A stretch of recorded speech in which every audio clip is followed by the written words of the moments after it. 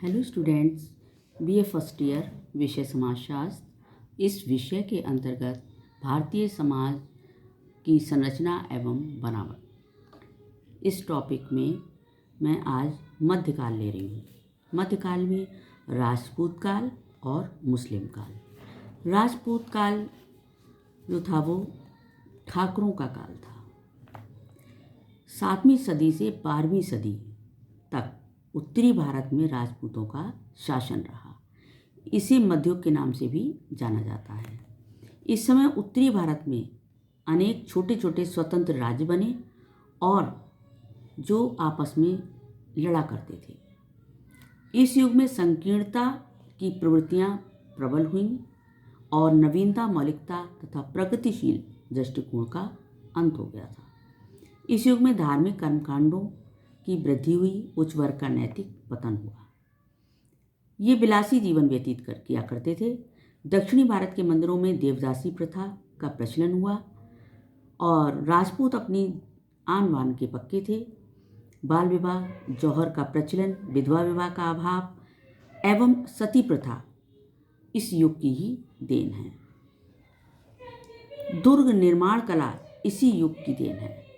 सोमनाथ मंदिर, कोणार्क का सूर्य मंदिर, पुरी का जगन्नाथ मंदिर, आबू के जैन मंदिर इस युग की स्थापत्य कला के उत्कृष्ट उदाहरण रहे। ये युग जो था वो वीरता का बेजोड़ युग रहा, किंतु इस समय संकीर्ण देशभक्ति पाई जाती थी और राजनीतिक व्यवस्था कुलीन तंत्र और भ्रष्ट नौकरशाही पर आधारित थी। तो इस तरीके से ये राजपूत काल रहा। इसके बाद आता है मुस्लिम काल। मुस्लिम काल में क्या हुआ कि भारतवासियों का अरब निवासियों से यद्यपि व्यापारिक संबंध बहुत पुराना है, किंतु 11वीं सदी से ही जबकि महमूद गजनवी ने दिल्ली पर आक्रमण किया था और पृथ्वीराज चौहान को हराया था, तो उन्होंने मुस्लिम काल की नींव डाली, मुस्लिम राज्य की नींव डाली। तो भारत में मुसलमानों का प्रभाव बढ़ने लगा। धीरे धीरे राजपूत राजाओं की शक्ति घट रही थी और उनके स्थान पर मुसलमान जो शासक थे उनका प्रभाव बढ़ने लगा था। 1173 ईस्वी में गौरी ने मुस्लिम साम्राज्य की भारत में नींव डाली। उसने मुल्तान, सिंध और लाहौर को जीत करके अपने राज्य में मिला लिया। उसने दिल्ली, अजमेर, कन्नौज और बनारस को जीता।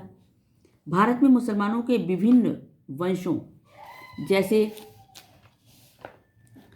गुलाम वंश, खिलजी वंश, तुगलक वंश, सैयद वंश, लोधी वंश आदि का 600 वर्षों तक शासन रहा।